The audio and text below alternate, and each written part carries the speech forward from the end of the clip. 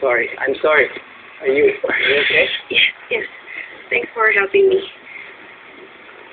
Actually, I think you're the one who's not alright. Parang may nararamdaman akong strange sa'yo. Ano ibig sabihin? Isa kasi akong psychiatrist and specialty ko ang mental disorder. And just by looking at you, I can say that meron kang na problema. Parang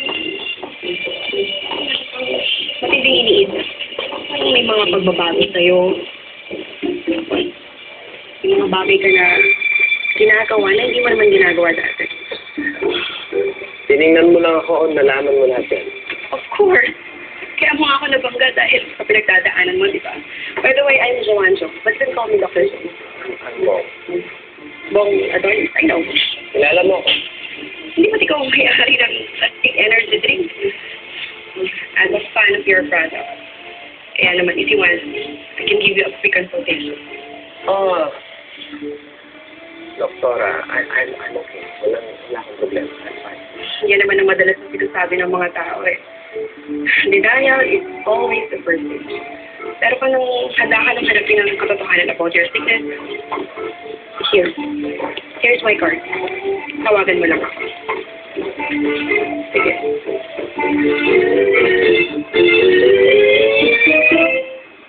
Nasaan na kaya si Winnie? Dapat kanina. Nandito na siya.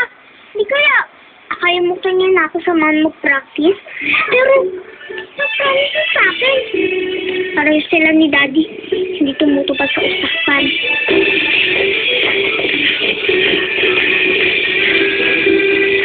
Magsishopping kami ni Mami ng mga damit.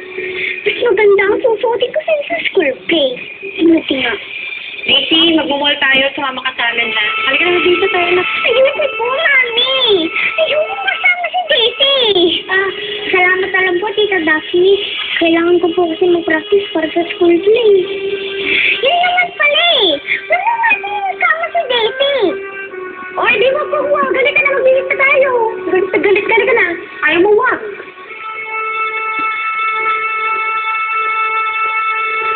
Daisy, mamaya na yung practice mo.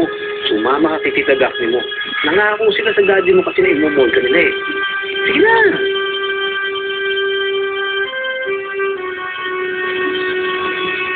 Sino nga po? Kasama na ako. Daisy, na pinuntahan mo na ako. Kasi, aminado ka na sa sarili mo na may problema ka. Oo, Doktora, hirap na ako eh. Lahat ginawa ko na eh.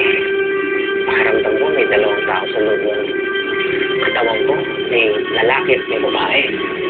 Natutulungan mo ba ako? Siyempre naman, Bong. And based on your story, meron kang dual personality disorder. Dual personality disorder? Nagagamot ba yun? Pwede kitang resetahan ng gamot to calm you kapag inatake ka ng second personality mo. Pero hindi ibig sabihin mawawala ng sakit mo. Nako, kailangan wala tong karamdaman ko eh. Well, if you want to completely heal, you have to make some drastic changes in your life. Ganon? At anong pala akong gawin? Ang main cause kasi ng dual personality disorder ay stress. And I can imagine how stressful your work is as the president of your company. Now, kung gusto mo talagang gumaling, Bong, you have to resign from your work.